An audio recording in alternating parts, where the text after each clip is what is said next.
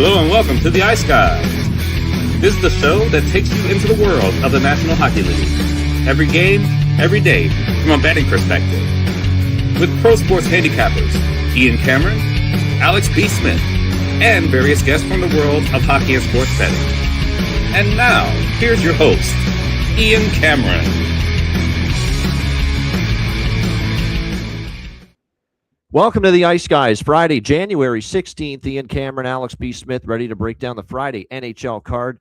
We've got 5 games on tap tonight. A couple of good ones, too, and we'll get to those, obviously, in just a little bit. First, we'll look back on Thursday night. That was overall good, overall profitable. We had a couple things that went awry, but for the most part, no complaints. It was a pretty good night overall.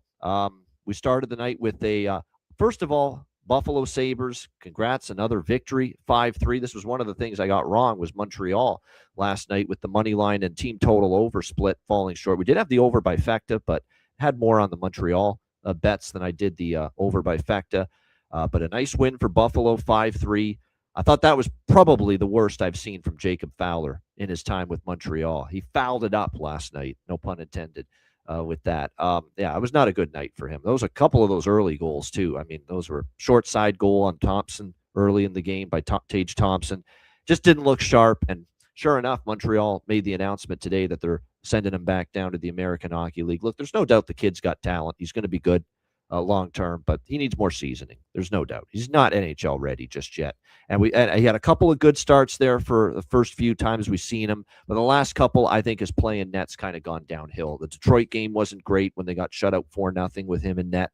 And like I said, last night, I thought a couple of those goals were a little bit suspect given up by Jacob Fowler. But nevertheless, give Buffalo all the credit in the world. They played well once again. They were opportunistic, and they get a 5-3 win. Their power play is humming right now. And I'm telling you, when Tage Thompson plays like that, a man possessed, 5 points and a hat trick for Tage Thompson last night in the win, that takes Buffalo to a completely different level when he plays like that, no doubt. So another nice win for Buffalo. They're now 14-2. In their 15-2 rather in their last 17 games, and a great job by Buffalo with the 20-year anniversary or reunion, I should say, of the team from the 2005-2006 season that made the Eastern Conference Final and lost to Carolina in Game 7 that year. And they had so many injuries. I'm convinced if Buffalo didn't have so many injuries that year in the playoffs, they might have beat Carolina in the conference final and gotten to the Stanley Cup final, maybe even won it. But they just got so short-handed and depleted. They were down to like only 2 of the 3 of their starting defensemen left, by the end of that Carolina series. But they were all back. Tim Connolly, Alesh Kotelik, Thomas Vanek. They were all back on the Andrew Peters, Jason Pominville, Derek Roy, who we had on the show once a few years ago. Like I said, they were all back as far as for that 20-year reunion of that playoff year for the Buffalo Sabres.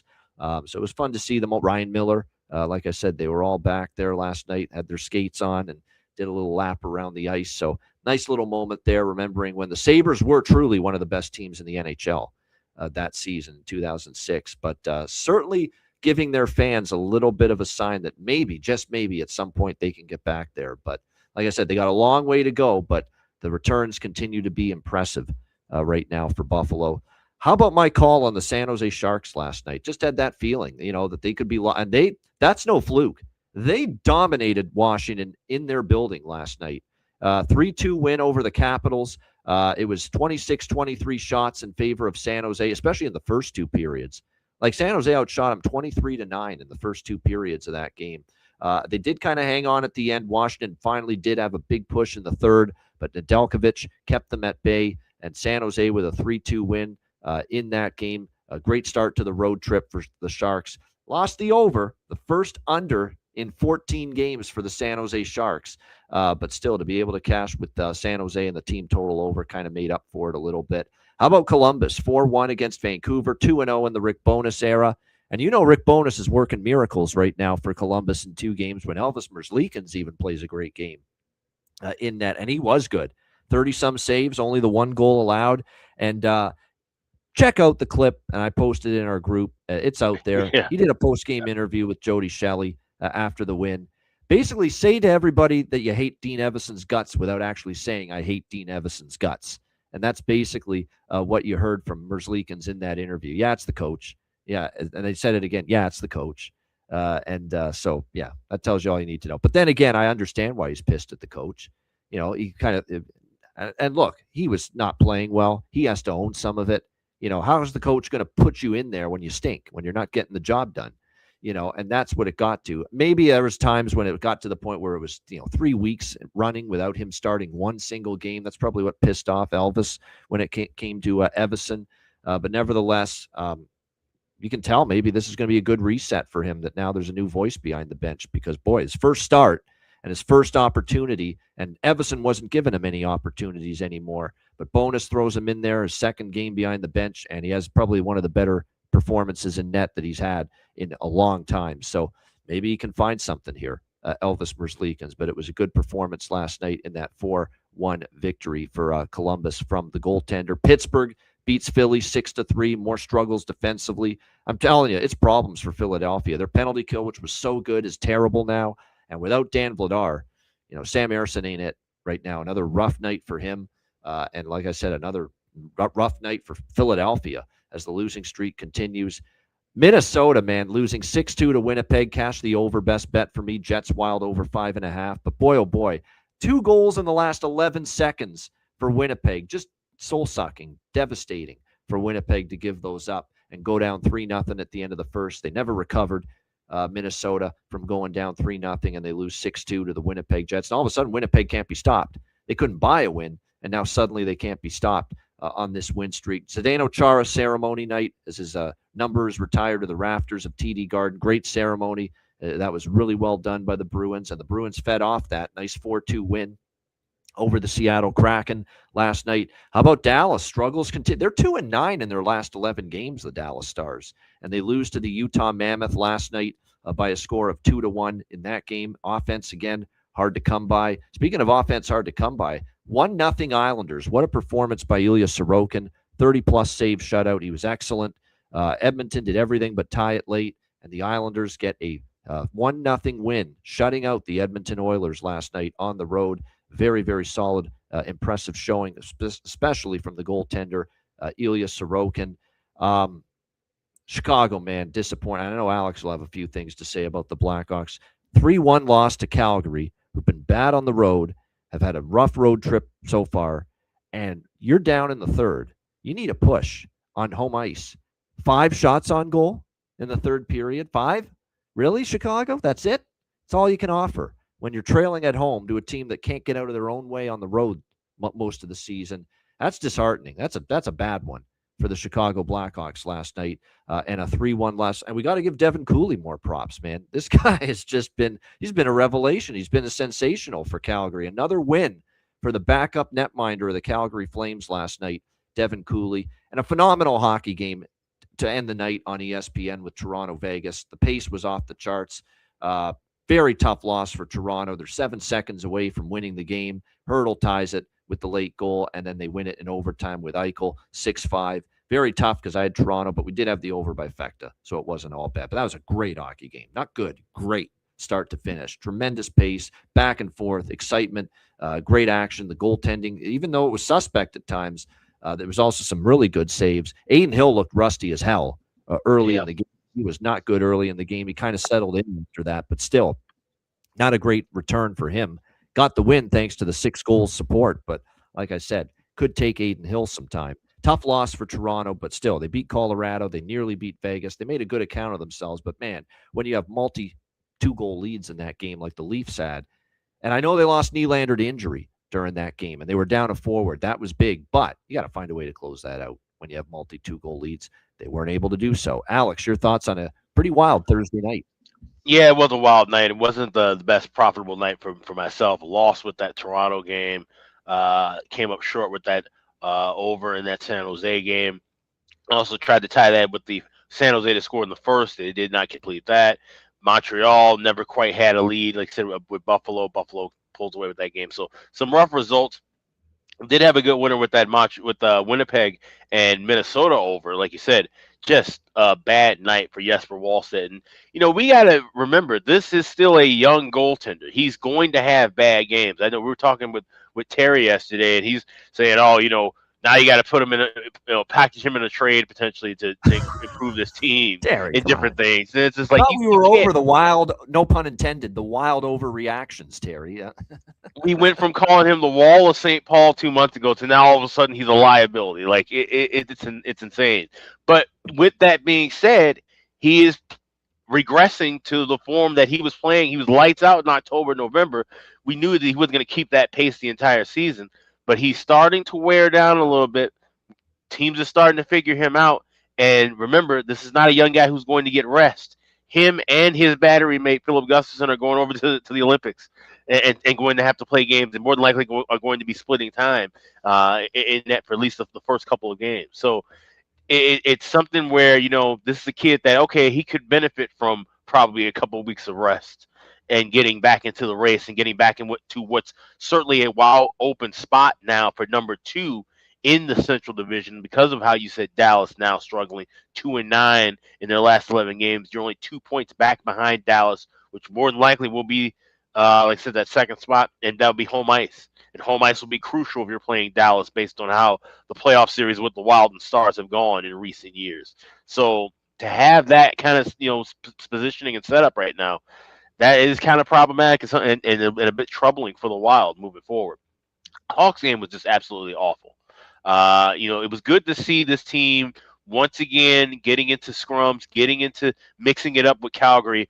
These two teams have a beef with one another for one reason or another, but it's made for it really chippy. I mean, you got Connor Murphy getting a hard hit and then taking a minute to kind of collect himself before getting into a fight with Joel Farabee. That was a really good scrap. Oliver Morgan ran over. There's just a lot of chippy plays, but like I said, the Hawks, the shooting, their timing of shooting is what's the problem. You see them in these power plays. They had quality power play chances, went 0 for 4 last night because they're not shooting the puck enough. And then when they do shoot the puck, it's from far back along the blue line at the point. Nothing quality up close, no high danger chances. And I don't understand that. When you have this much talent, you're supposed to have much better shot attempts, much better quality chances than you're giving off right now.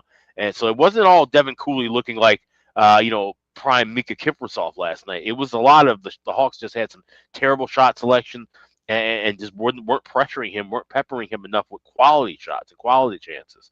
And that's happened more often than not with this Hawks team. The Columbus game, it's another one that was disappointing as far as that over goes. But like you said, they've won 3 in a row. And that was really interesting to hear Merzlikins kind of saying, hey, new coach. That's the reason why we're moving on and kind of feeling ourselves and playing better. And like you said, that's huge coming from him, a guy who's been through a lot, who's been through the trenches. If I'm not mistaken, he's one of the longer tenured guys on this team. So for him to make that statement, then makes you wonder. Okay, maybe Dean Evason. We know his style of coaching. We know that he can be very vocal and be very rah. Maybe he lost the room with that. And that change needs to be made, even though we didn't see that from the outside perspective. We're kind of wondering, hey, why are you firing Everson now? But obviously the guys in the room know what's best one way or another. And that's what that comment made me think, okay, maybe he had lost the room and now they've got a bit of a groove about themselves. I don't know if it's going to mean anything as far as making a run to the playoffs, but you're definitely seeing a lot more life and energy from that Columbus Blue Jacket team right now. Yep, the coach bump. Like I say, I'm not going to overreact to it. I'm definitely going to ride. I'll tell you right now, Columbus will be on the card Saturday when they play against Pittsburgh. We're going to ride this thing until they lose at this point. There's no question because clearly there's some momentum.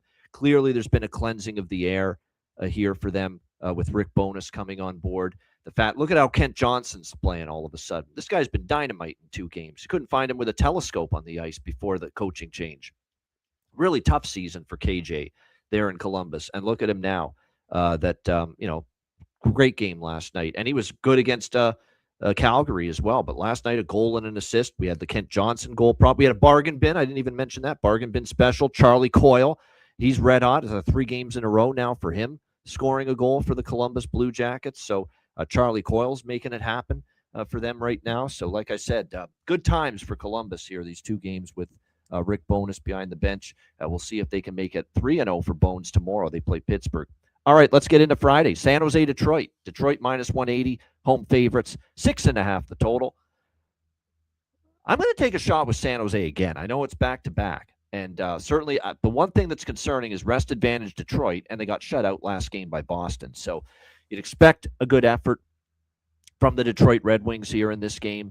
But San Jose's got a decent enough back-to-back record this year, that I think they could maybe have a chance here in this game. And they have given Detroit all kinds of problems. You look at the recent series history.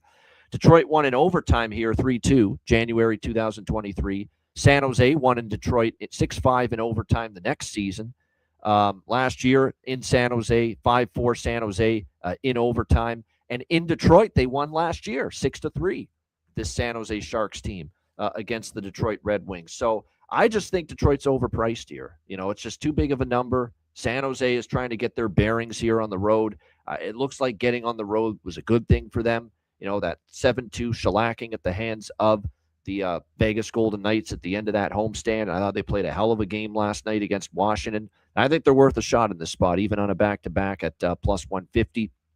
Might sprinkle with the over in the team total right here going into this game. So the team total for San Jose in this game right now is minus 130, over 2.5. Now, Gibson's in net, and he's been really good lately, but he did give up 3 in the victory against Carolina the last time he was in net. So they beat Carolina 4-3 with Gibson in net, but Gibson still did give up 3. So I'm going to do a little Sharks team total money line split here. Give me this draw, too. There's too much draw history between these two teams not to take it here in this spot. We're talking 5 of the last 8 between the Sharks and the Red Wings going past regulation. What do you think here, Alex? San Jose, Detroit. Yeah, I'm right there with you on dog and draw. But I was also looking to grab the win in overtime and shootout plus 600 at FanDuel with that mark and that team total over 2.5 minus 130. I'll play that a little bit smaller and maybe try to grab something closer to plus money in game. But I like San Jose in this spot here too. Like I said, off of a back-to-back, they've been one of the better teams. I think they can find a way to get past Gibson and Detroit here in this spot. Won't be on the full game over at 6.5. If I like anything, I see the pace kind of increase early, I can wait and try and grab that in game as well. But liking Sharks, liking draws, we've definitely seen serious overtime history with these teams. 5 of the last 8 meetings going past regulation. So definitely liking this draw. Best price available at Caesars plus 340. Plus, earlier this season, when these teams played in San Jose back in November, that was a game that cashed the draw as well. 3-2 shootout win for Detroit in San Jose earlier this year. So, yeah, dog, draw, and I'll definitely pounce on a 5.5 if I see it to the over. I'm going to wait for that to show up. I'm not betting. This is the first game in 14 I have not bet a San Jose over pregame. And it's because now the streak's been snapped. I'll jump off at pregame for at least one game. But I will jump in at 5.5 live if I see it to the over here with the Sharks and the Red Wings. As far as props are concerned for Sharks and Red Wings here tonight, a couple of things that are worth mentioning as far as goal props. Colin Graff heating up again, plus 500. I'm on it. This is a streaky goal scorer, scored last night. Now back-to-back games with a goal. Pavel Regenda has scored in 5 of the last 10 games, and you can get him almost at plus 600. He scored last night for the Sharks as well in their victory against the Washington Capitals. So that's definitely something that's worth a look here in this game. As far as the Detroit side, I'm going to go, mention it again, old man, JVR. He's actually, it's been a really good season for him. Got to give him credit. He still shows he can play at this level. And I'm seeing JVR, Larkin, and Raymond as a top line potentially tonight for the Detroit Red Wings. So I think JVR on that top line is worth a shot. So there's some good goal props with value, in my opinion, on both sides here in this game. All right, arguably game of the night. This could be next up. Florida, Carolina. We've got Carolina minus 170 to minus 175 here as home favorites. The total 6 across the board in this game. Carolina blanked, goose-egged by St. Louis in their last game. I'm still shocked that happened. 3-0 loss to the St. Louis Blues, and that was on the heels of the 4-3 loss to Detroit. So 2 straight losses for the Hurricanes. God, this does have that feel of circle the wagon spot for Carolina. 2 straight losses back home. This is a team that they absolutely despise, this Florida team, because Florida's, let's be honest, it's been ownage.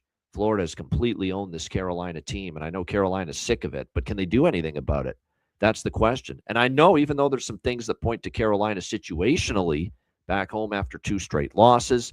We saw the Florida Panthers going to do their annual Stanley Cup White House visit with Trump yesterday.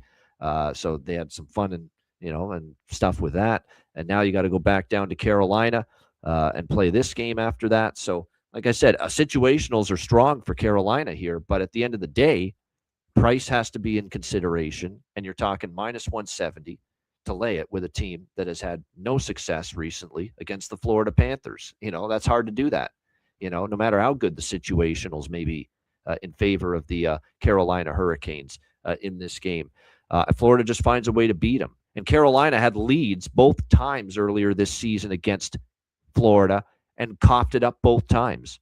Now, one of them was with Anderson, and we know Anderson's not trustworthy to hold a lead, but one of those was with Brandon Bussey. So we can't act like this was only a Frederick Anderson problem.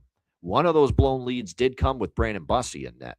So that is something you have to keep in mind going into this game here tonight. Florida, it was a bad start to the road trip, but they have played a little bit better here of late, getting a couple of wins. They beat the red-hot Buffalo Sabres 4-3 in their last game. They beat Ottawa 3-2 before that, after dropping games against Toronto and Montreal before that. So we'll see how this one plays out tonight. I just can't do it, Alex, with minus 170. I think there's a lot of things in the situationals that add up well for the Hurricanes tonight.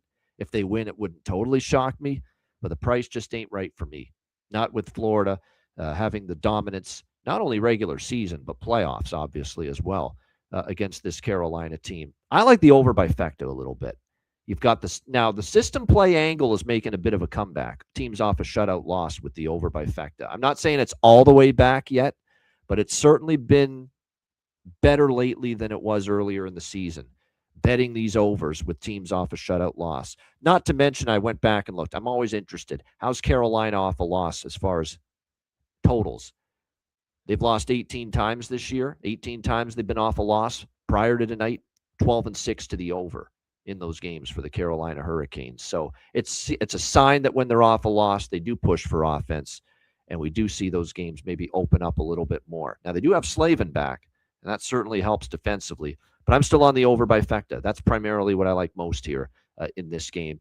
Over 1.5 first period, over 6 full game. Alex, what do you think? Florida, Carolina. Yeah, most of those numbers have moved off of prices that I like for me, so I'll wait for the over by Fecta in game. Try and get a 6 as opposed to 6.5. Try and get a better number with that first period over. But I do like Carolina first goal, first period. You can get that at even money.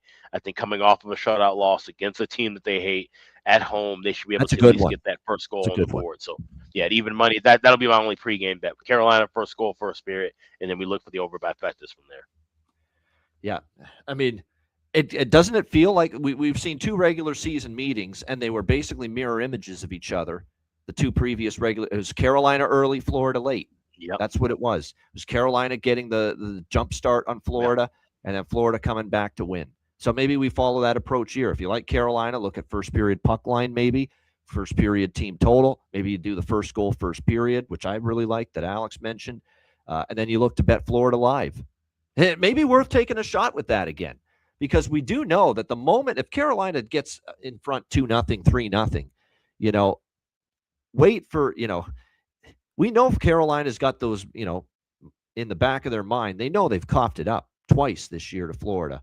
And they know the moment Florida, if they're down 2-3-0 and Florida gets a goal, that game could turn on a dime, because that's exactly what happened the first 2 meetings. Carolina was up big. Florida got that first goal to get a little momentum, get a little wind in their sails, and then the game just completely flipped and turned around from that point on. So that's definitely something that you want to keep in mind for sure when it comes to this game. As far as props, there are a couple here. Lundell, we've talked about it. Lundell's been so good since he's been elevated and playing with Reinhart and Kuhlman, Luostarinen on the top line for the Florida Panthers. He's probably once again worth a look here as far as prop on their side of the equation. Carolina, when you look at it, it's Logan Stankoven, Jackson Blake. We've talked about those 2 players over and over again right here for them, and they have certainly been good lately. Logan Stankoven's on a bit of a heater right now for the Carolina Hurricanes. 3 of the last 5 games with a goal for him, and you can still get good price, plus 375. Blake's been chipping in a little bit more lately here for the Carolina Hurricanes as well. So those are definitely a couple of the props that I'm interested in. We have not had a goalie confirmation yet for this game for Carolina. We know it's goalie Bob for Florida. The fact we've gone this long with not having it confirmed yet for Carolina means maybe it is Freddie Anderson tonight. We don't know that yet. But usually the longer it goes without an official announcement from Rod Brindamore, that's usually when we see Freddie. I'm not saying for sure that's the case tonight, but keep an eye on that as far as the goaltending here for Florida or for Carolina tonight.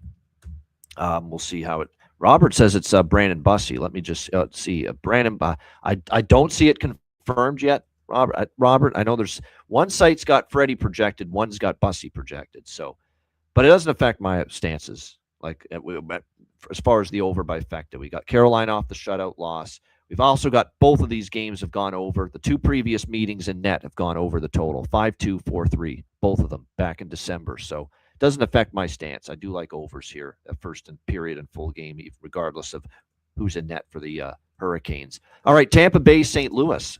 We've got Tampa Bay -1, looks like around -190 is what we're seeing here with the Lightning. The total here, 5.5 across the board. Now, for a guy that always, when I look at a total in a game, the first thing I do is I make a case for the over most times. I had a hard time doing that with this game. I did. And I know Tampa Bay's been scoring a lot lately, but we saw their, for the first time during this win streak, they scored fewer than 4 goals. For the first time during this win streak, we saw an under, at 2-1 in their last game against Pittsburgh, getting the victory on the back-to-back against the Penguins. And St. Louis shut out Carolina 3-0 earlier this week. And this was a great quote from Jim Montgomery. And by the way, another thing, too, with that win for St. Louis, they played as boring, dull, low event a style of hockey as I've seen St. Louis play in a long time in that game against Carolina. And when you start to see the injury situation for the Blues, Broberg day-to-day, Dylan all the way on IR, and now you've lost Robert Thomas, who is such a driver of their offense for this St. Louis Blues team. And now you're without him, Robert Thomas, who was recently put on the IR. It's no wonder this team's trying to play low and slow right now with some of these guys that are out of the lineup. And Jim Montgomery, after that great 3-0 win, shutting out the Carolina Hurricanes, I thought tonight was the smartest game we've played as far as playing a simple, effective game, making them turn, being reliant on our forecheck, little details and habits, block shots, net front, blockouts. They were the best they've been all year. That's our formula moving forward. That tells you this team wants to play 2-1 hockey. The coach basically just said it right there with a quote like that, following the 3-0 win over the Carolina Hurricanes in that last game. Plus, I do believe the better of the two goalies are slated to be in net tonight. Joel Hofer, who's been obviously a little bit better than his counterpart, Jordan Binnington of late, and Vasilevsky projected for the Tampa Bay Lightning. Now, they are still without Hedman, Lilleberg, and McDonough. We've talked about that. Braden Point, though, also on IR. So, like I said, we'll see how it plays out. But this is one where I have no bet pregame on it, Lightning and Blues, when it's all said and done. The Lightning did beat St. Louis in Tampa earlier this year, 4-1, late December. Tampa has won 3 of the last 4 meetings. That being said, St. Louis has taken the last 2 here at home in St. Louis. So this has been a place where the Blues have had some recent success against the Lightning, but I have just no interest fading Tampa right now. It's really that simple. Alex, what do you think? Tampa Bay, St. Louis. This is a good spot for a combo bet, in my opinion. Like Tampa Bay with the under 7.5. You can knock that down to -116, -120. Like you said, St. Louis looking to play low and slow, and like I said, Tampa, we've seen the steam kind of run out a little bit with them at 2-1. Going to a shootout against Pittsburgh. Like I said, it's tough to keep a streak running like this. This wouldn't shock me if this is a low and slow kind of a game. So tying Tampa with the under 7.5 to get a better price looks solid. This might be one where I want to watch and see before grabbing a draw. I'm not necessarily liking the draw pregame, but if this has that kind of a pace early, then maybe take a shot, hope for a goal early, and then grab a piece of the draw live. So that's the way I'm attacking this. Tampa with the under 7.5, and then maybe look for a live draw. And by the way, they just got another thing, too, with St. Louis and Montgomery talking about, hey, we want to play more of a defensive style right now. Nick Bukestad just came back last game for St. Louis. And I know he scored, but trust me, offense is not his forte. It's being a solid, reliable forward away from the puck defensively. That's where Nick Bukestad's pretty good. So he makes them actually a better team as far as up front defensively. So that's another thing to factor into this.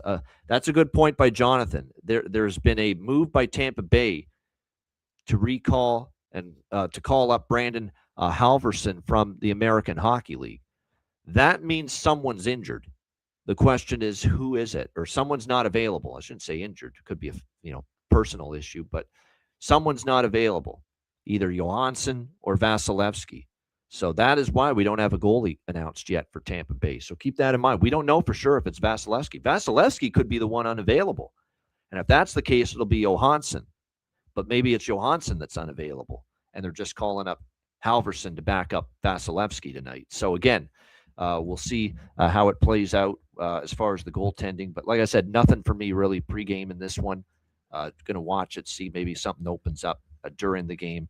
One thing I do want to point out as far as a prop goes in this game, obviously for Tampa Bay, I've talked ad nauseum about Gage Gonzalez lately. I don't mind taking a shot there. Nick Paul might be center. I've seen Nick Paul with Kucherov and Gensel. If that's the case, we got to go back to our old pal, Nick Paul, for a goal prop tonight for the Tampa Bay Lightning. For St. Louis, Stenberg is with Shen and Snuggerud. Snuggerud did finally score last game. Maybe that gets him going a bit. Maybe a momentum goal prop bet with Snuggerud. Stenberg has some value. Dvorsky scored last game. He's centering Neighbors and Kyrou. But boy, do they miss Robert Thomas. There's no question. That's a big injury for St. Louis. And being without him won't be the easiest thing to overcome. All right, Nashville. And wait, just a quick note on with the Halverson call-up. It was Jonas Johansson who didn't practice yesterday. They said they were classified it as he was out with body maintenance. So it's probably Johansson. So Johansson most likely is the one who's banged up. Yeah. So it's probably Vasi starting and Halverson potentially backing up Johansson if Johansson is unavailable here tonight in this game. All right, Nashville, Colorado. Colorado minus 300 home favorites. The total here sitting at 6.5, shaded to the under. This is supposed to be the system where I like the Nashville to score in the first period. I like that with the underdog against a minus 300 or more favorite. I'm considering it, but the only concern I have is Colorado off the loss to Toronto Monday. They haven't played since that overtime loss to Toronto, which, by the way, wasn't just an ordinary run-of-the-mill loss. It was a loss that snapped a 17-game home winning streak for the Colorado Avalanche. So it was a loss that snapped a pretty impressive streak that was going for quite some time. And you worry that Colorado just, puts the boots to this hockey team early and maybe doesn't look back. The dog in the system in Avs games has scored in only 3 of the 6. Okay, that's good to know. So basically 50% proposition. Because what I kind of like here is I kind of like Colorado's first period team total. It's the over 1, and then so that if they only score 1, you get a push, and obviously if they score 2, you get paid.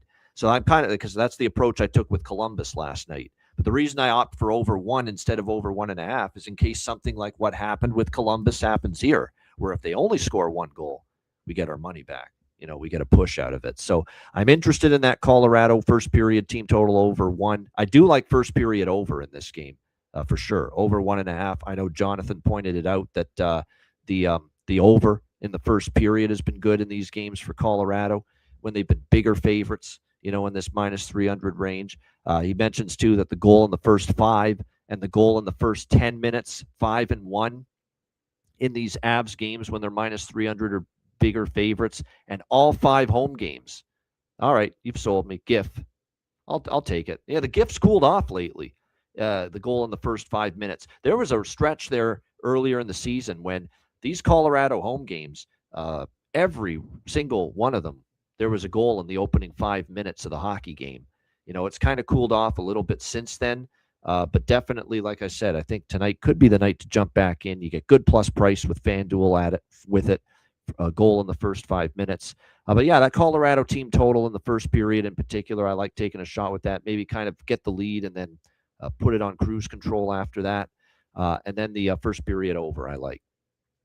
So mostly my looks and my bets that I'm interested in most of all here in this game are early between the Predators and the Avalanche. What do you think here in this one, Alex? Nashville, Colorado.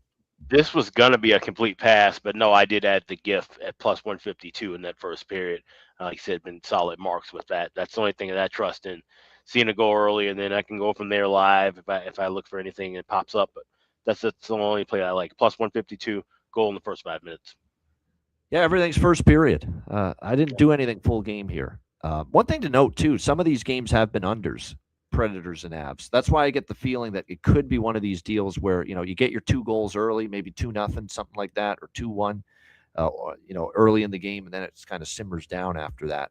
We'll have to wait and see. It looks like it's going to be Saros. And by the way, it's going to be Mackenzie Blackwood back and starting tonight for the Colorado Avalanche. And we know he was nearing a return for a little bit now, and finally he will be back. It comes at a good time because I know Wedgwood's been dealing with a little something injury-wise, and they've obviously had to start Trent Miner, a couple of times of late, the Avalanche. So to have Mackenzie Blackwood, he's missed the last 6 games due to a lower body injury, so to be able to have him back is a nice boost for them. His numbers are good, 13-1-1.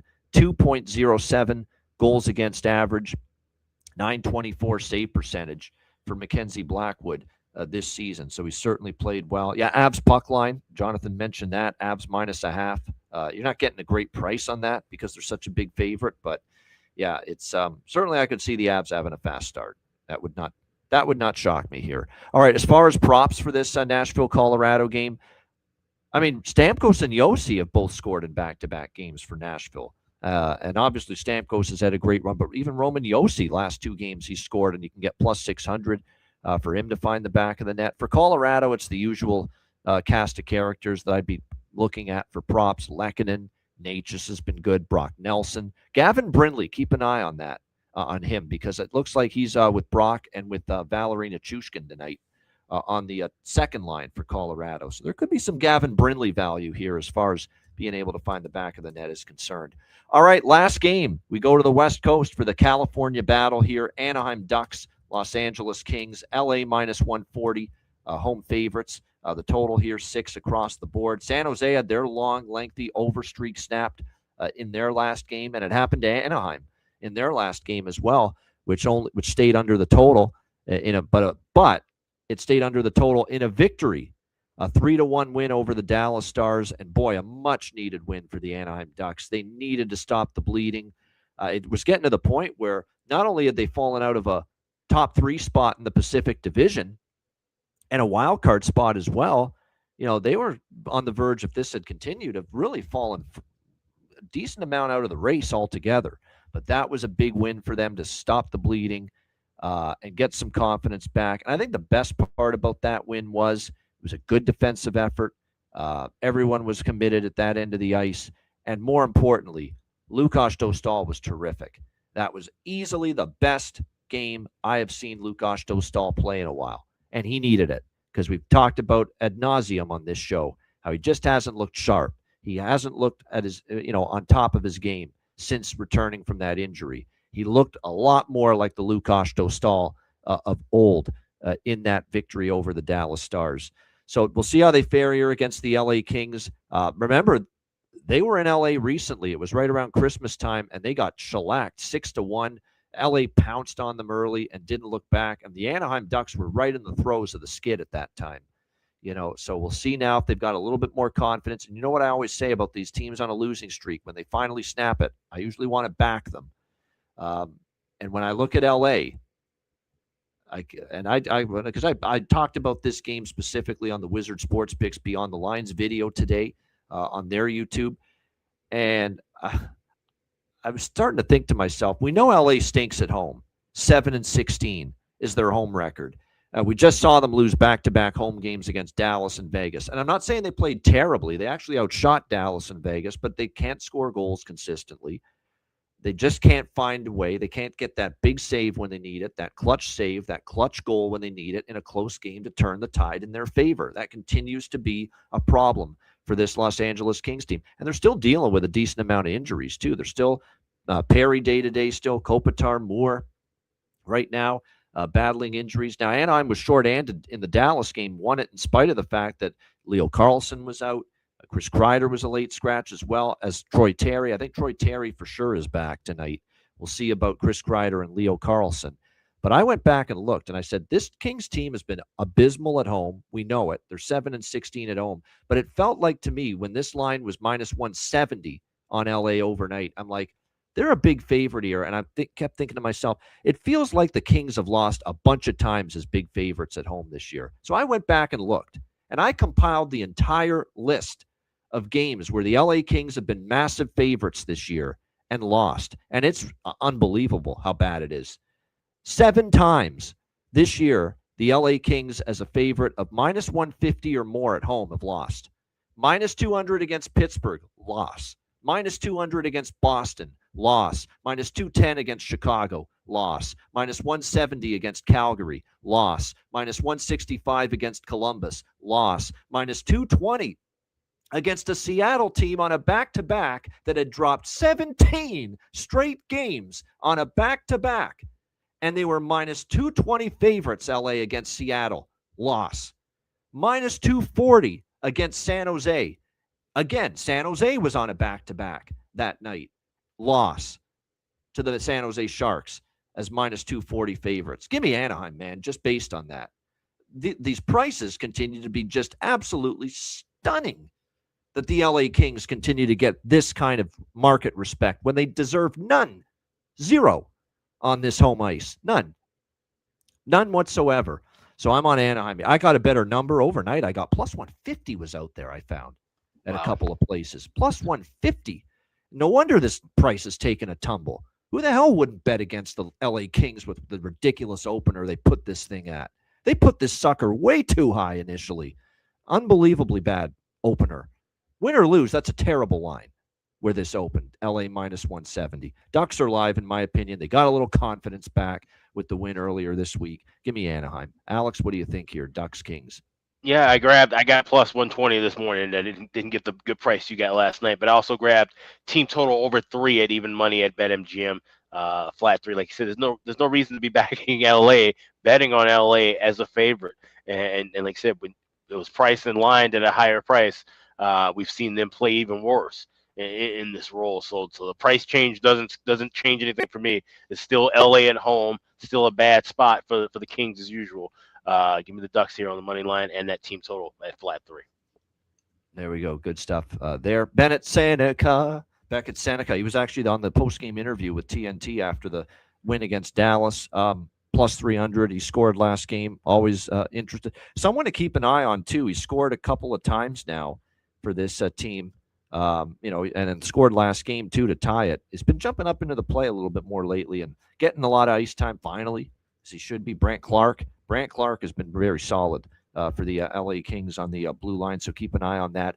Darcy Kemper confirmed in net for the LA Kings. It looks like, just as I'm talking about Lukas Dostal playing great against Dallas, this is the front end of a back-to-back, and they're in Anaheim, these two teams, it looks like tomorrow night. It looks like Ville Husso actually might start tonight, not Dostal, but that doesn't change anything. I still, this is a price play for me. I mean, it's just insane that the Kings were minus 170 when this thing opened over. Think about that. And I just rhymed off 7 instances of them losing at home as a minus 150 or greater favorite. 7 times that's happened. So even if it is Ville Husso, you just hope it's a good Ville Husso. Because, there's some nights Ville Husso, gives up 5 or 6. But then there's some nights he can totally stonewall you and shut you down. So it depends on which Ville Husso you're going to get. But, yeah, I still like Anaheim here regardless. Is it Dostal confirmed on left wing lock 20 minutes ago? Okay, there we go. Says Dre. Good to see Dre in the chat. All right, shout out to everyone in the YouTube chat. Hit the like button. We appreciate it very much. Check out wizardsportspicks.com. Of course, it's been a great run on the website. A lot of great handicappers. Check it out. We got NFL divisional playoffs this weekend, NBA, college basketball, NHL, college football national championship game Monday night. Nice to be profitable in NHL, NBA, college basketball, and NFL. Number 1 ranked on the website I am at NFL. So make sure you get on board daily premium picks, long-term subscriptions too, 3-day, 30-day, 7-day, and 1 year all access passes. And it's $5 Friday, a new initiative on the website. $5 Friday. So all picks now down discounted to $5 on Fridays. So make sure you get on board any daily premium pick there, just $5. Check it out at wizardsportspicks.com. And check out patreon.com/Ice Guys, just $10 per month. Goalie charts, totals charts, our daily betting card, sides, totals, player props posted each and every day on the Patreon page. And again, we've got lots of bonus stuff coming. We got a couple player suite things that might be coming down the pike. We've got the 2 Patreon exclusive live betcasts toward the end of January. We're looking forward to that. 2 of them coming up before the end of the month. And they'll be our last 2 betcasts before the Olympic break as well. So you're definitely not going to want to miss those. So get on board. Just $10 per month. Your membership goes a long way to supporting the show and keeping it going long term. So check it out and get on board. $10 per month. Patreon.com/Ice Guys. And also check out the Ice Guys store at iceguys.myspreadshop.com. You got 3 days left to save 20% off of everything in the store. Hit the redeem button at the home page, add your items to your cart, and 20% will be taken off at checkout. We got a lot of great items that are fully in stock right now, so definitely take advantage of that deal. 3 days left, 20% off. That's at iceguys.myspreadshop.com. All right, bargain bin special of the night and best bets coming up right after we hear from our great Ice Guy sponsors.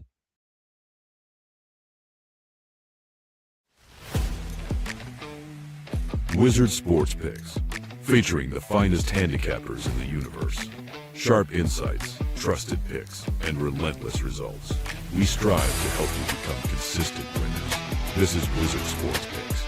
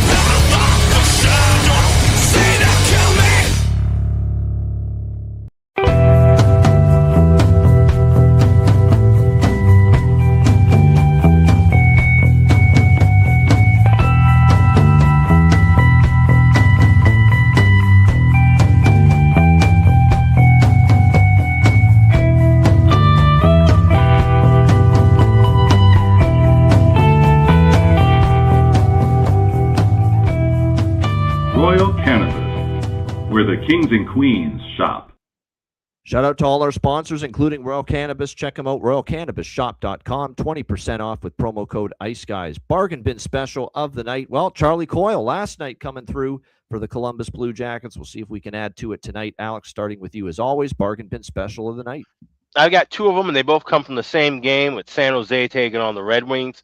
First, we'll start with the visiting team. This price is crazy, especially when he's moved up to the first line. Colin Graff, anytime goal scorer. BetMGM has him at plus 550. For comparison, FanDuel has him at plus 410. A couple other shops have him at plus 390. BetMGM plus 550 with Colin Graff. That's my first bargain bin special. Then we go to the home team. You got a man who's chasing a record of the most points by a U.S.-born player. That would be one Sir Patrick Kane. I like him to get at least 2 points tonight, plus 420. Even though I like San Jose to win this game, I think it's going to be a close back-and-forth battle. But give me Sir Patrick Kane to get 2 or more points, plus 420 at FanDuel. That's my second bargain bin special. So Colin Graff, anytime goal, plus 550 for San Jose. And Sir Patrick Kane, 2 or more points, plus 420. Those are my 2 bargain bin specials for this Friday night. There you go. San Jose, Detroit is where it's at for both of Alex's bargain bin specials of the night for this Friday NHL slate. Bargain bin specials for me. I'm also, one of mine is from that San Jose and Detroit game, but I'm going to go to Pavel Regenda. Pavel Regenda plus 575 Betway. Graph's on the card too, but I like even the value a little bit more with Regenda tonight. He's been noticeable. He scored last night for the San Jose Sharks. Plus 575 for Pavel Regenda for the San Jose Sharks for my first bargain bin special of the night. And my second one for this Friday night slate, he's right on the button at Bet Rivers right now at this moment, plus 300. just enough to make the grade. Seneca. Beckett Seneca for the Anaheim Ducks plus 300. So there you go. 2 bargain bins. We've got Pavel Regenda, San Jose plus 575. Beckett Seneca for Anaheim plus 300 for my bargain bin specials for this Friday night. All right, best bets. Alex, what do you like for best bet? Let's go to that late game, the freeway face-off, I think they still call it. Anaheim and LA. And like I said, this is just another crazy price. We got to back the Ducks here as a dog on the road. Give me Anaheim. I got plus 118 is the best price available. That's my best bet for Friday. All right, there you go. Anaheim, quack, quack, quack, quack, quack, quack. Anaheim Ducks. There you go for Alex, plus 120 for his best bet here for this Friday slate. My best bet, I'm going to go to that Florida-Carolina over. Florida-Carolina over 6. I think the best price right now looks to be minus 115 in that range. 2 overs this year with the Panthers and the Hurricanes head-to-head. 12-6 to the over for Carolina in games off a loss this season. And we've got Carolina off a shutout loss. And the system play with teams off a shutout loss to the over is starting to make a little bit of a comeback here the last few weeks. So put it all together, and I think we'll see enough goals both ways for Florida and Carolina over. Florida-Carolina over 6, minus 115 for my Friday best bet. Shout out to everyone in the chat. Hit the like button. We appreciate it very much. And again, big Saturday card coming up tomorrow. Very much looking forward to breaking that one down. 12 games. Oh, and it's Hockey Day in Canada. Coast to coast on CBC and Rogers Sportsnet in this country tomorrow. So that will certainly be a big theme coming up tomorrow. Great stuff. Hit the like button on the way out. Reminder, the Ice Guys is live 7 days a week, Monday to Friday, 2 p.m. Eastern, Saturday, Sunday, noon Eastern. If you can't watch the show live, download the Ice Guys podcast in audio form on all major podcast platforms. For Alex B. Smith, I'm Ian Cameron. Have a great Friday night. Enjoy the games and good luck. And we will see you tomorrow on Saturday, noon Eastern, for another edition of the Ice Guys.